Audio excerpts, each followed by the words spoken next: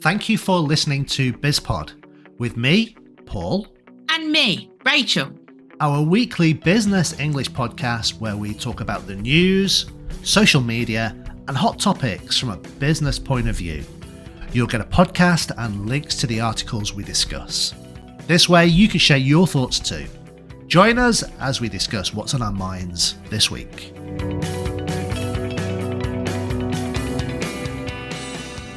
How much cash have you got on your Paul? What, right now? Actual cash? Actual cash. In my pockets? Yes. I've got cobwebs in my pockets. Cobwebs in your pockets, not mothballs. Yeah. No, the mothballs are in my wallet. I suppose if you go for a coffee, we tend to still use cash, but most of the places we go to, we tend to pay by bank card, don't we? Yeah, even when we buy a focaccia for like €3, we pay by bank card now. Usually because we don't have €3 in cash on us, though. I know, but why don't we have cash on it? Is it because we have no cash? Well, yeah, it's because we don't have any cash. No money. We have money, but we don't have cash. Yeah. Mm-hmm. We tend not to. I don't know. We tend not to use cash. Well, I think places used to demand cash, didn't they? And now they don't. I think pandemic, everybody was paying with card. Yeah. Didn't want to touch cash. Yeah, but I think also like governments and the authorities like you to use electronic payment forms because, well, they can trace them, can't they? Whereas cash is kind of untraceable in a sense. It's the black economy, perhaps. But then the grey economy, as this article tells you from the conversation, about when people say, how much for cash? Saying, well, if I pay you in cash, will you give me a cheaper price? Exactly, yeah. That's dangerous for the consumer, isn't it? Because if you pay in cash, you don't get all the protections that come with things being on the books if you have them off the books. Yeah, exactly. Yeah, you know, it may seem like a good idea to to negotiate. Well, what if I give you the cash? How much discount will you give me? Yeah. Then that's kind of under the counter payment, and you don't get all the receipts and that you might need and all the guarantees. Yeah. And especially if you're, I think maybe going back a few years, in the UK, people would always try and pay the gardener or the builder or the DIY person in cash, which kind of works, but you just don't get the guarantee. No, I mean like the window cleaner. Well, the window cleaner used to pay with cash. Now, my mum and dad's window cleaner, has a bank transfer. It's serious. Bank transfer? Wow. Transfer, See, I expected you to say he has like a smartphone, a payment on his smartphone, and he can swipe your phone. He comes to clean the windows, and there's a little agreement that if they're in, he cleans the front and the back. Yeah. If they are out, he just cleans the front. Okay. He leaves a little slip in the letterbox which says he's been, and then he expects a bank transfer within like the next 48 hours. That's pretty good. Yeah. Well, you've agreed to the service. You probably said like come every 2 weeks. Yeah. So you kind of expect it. Yeah, exactly. Yeah. And what about, do you remember years ago when you used to get your milk delivered to your door? You had to have milk tokens, didn't you? Yeah. Because you couldn't leave the cash out for the milkman, and you weren't going to be up at like 5 o'clock when he left the milk, but you left tokens and nobody would nick them because they were only useful for buying milk. Yeah.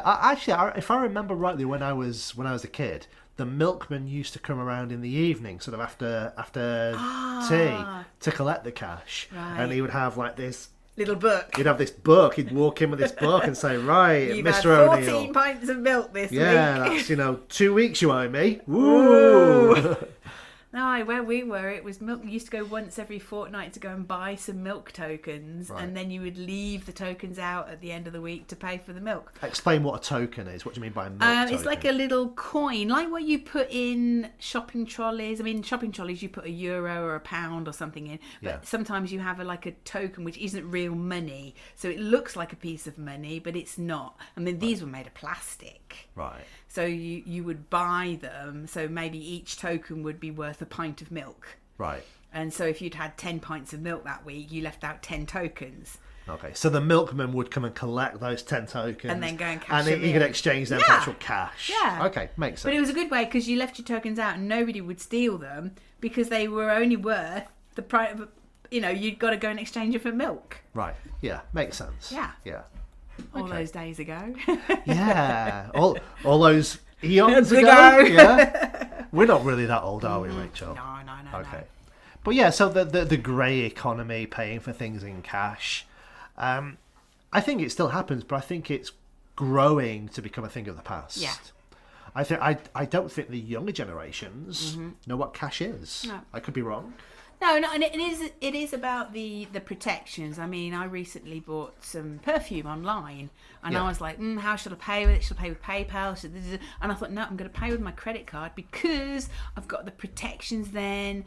If it doesn't arrive, it arrives with damage, I can get my money back, So I think there's a lot more security buying things with card or electronic means these days for the consumer. Consumers don't realise that enough. I think they're just thinking of the immediate discount. But, this article talks about, lower quality materials, lower quality service. I think consumers need to sometimes think it through a little bit. Yeah, it's true. Yeah. You say how much for cash, and the guy's thinking, especially an unscrupulous sort of worker might just be thinking, well, how much can I make out of this person? Can I use the cheapest possible materials, do a shoddy job and just run off with the cash? And I run off with the cash. What are they going to do? How are they going to chase me down? Yeah. But if you've got a payment that made through an electronic transfer, a card, there's a link between you and that person. And with a credit card, you can claw it back. Yeah. I mean, that was important during the pandemic because I'd got a flight booked, hadn't I? And then it couldn't take place. Yeah. And the Ryanair was saying, we can't pay the money back. I can't pay everybody their money back. So I put a claim in with the credit card company, and the credit card company paid me. And then it was the credit card company's job to get the money back from Ryanair. Yeah. And let's face it, the credit card company have got more influence over Ryanair than you have. Yeah, because they're going to be trying to get hundreds of thousands of people's money back. Yeah. But I mean, let's sort of expand on this a little bit. Black Friday. Okay. Yeah, the 29th of November, Black Friday, people are getting massive discounts. Okay. But it's not Black Friday anymore, is it? Black Fortnight. I think Amazon is actually a 3-week period. Yeah. So it's the Black 3 weeks. Yeah. And then it's Cyber Monday. The Cyber 3 weeks, then the Christmas 3 weeks, then the New Year sales 3 weeks, then Easter 3 weeks. Yeah. You missed out Valentine's Day between Christmas and Easter. Yeah. But I mean, people are paying by card to buy things online. Yeah. But then we saw a program on TV, didn't we, about Amazon and waste and having lots of products that were new that were not sold, and they were damaging them deliberately. Before throwing them away. Yeah, to keep prices high. Yeah. It wasn't just Amazon. Lots of companies do the same thing. Food companies as well. Food companies wasting food, and rather than just chucking the food away, they were deliberately opening packets and mixing everything and pouring liquids on it so people couldn't. They didn't want homeless people taking the food out of the bins and being able to eat it because they didn't want their brand connected with homelessness. Homelessness. Yeah. Which is awful.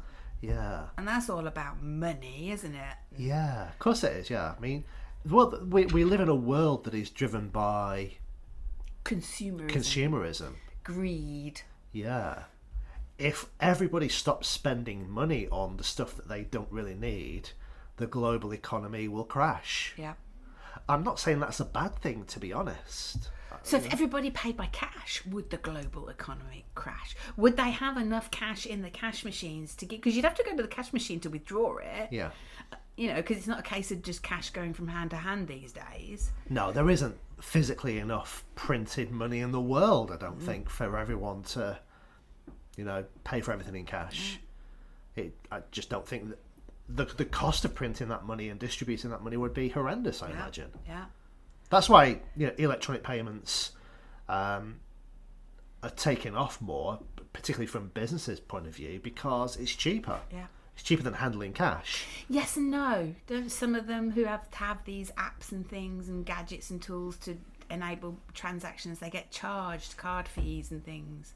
They do, Rachel, yeah. But I was also thinking that if companies have lots of cash, then in the past they had to have insurance in case that cash was stolen. Yeah. But if you don't have cash on the premises anymore, you don't need insurance. No. So it might be, in the long run, cheaper to not have cash, not pay insurance to cover the cash, and just pay your fees for your apps or your bank cards. I don't know, 0.5% of the transaction, whatever it is. I don't know. I don't know. All I know is with electronic transfers and all these electronic means of paying, it makes it fantastic for you to purchase things like from across the world, around the world, do international transactions. I think the way that you can change your currencies is wonderful, because years ago that was a real pig when you had to send some money to somewhere else in a different currency amount. It was incredibly difficult 10-15 years ago. Only 10-15 years ago doing that was difficult, but now it's, I don't know, easy. Nothing strange about it. You know, you don't even think about it. You're saying, oh, it costs $10. Yeah, I'll send you $10. So if I say to you now, then, how much for cash? Well, I'm very expensive, Rachel. I'm exclusive. Okay. Yeah. All right. Well, I think that's enough for this week. Something else next week. Okay. Bye for now. Thanks for listening. We hope you liked our podcast, and please don't forget to subscribe and stay connected with us. Until next time, goodbye.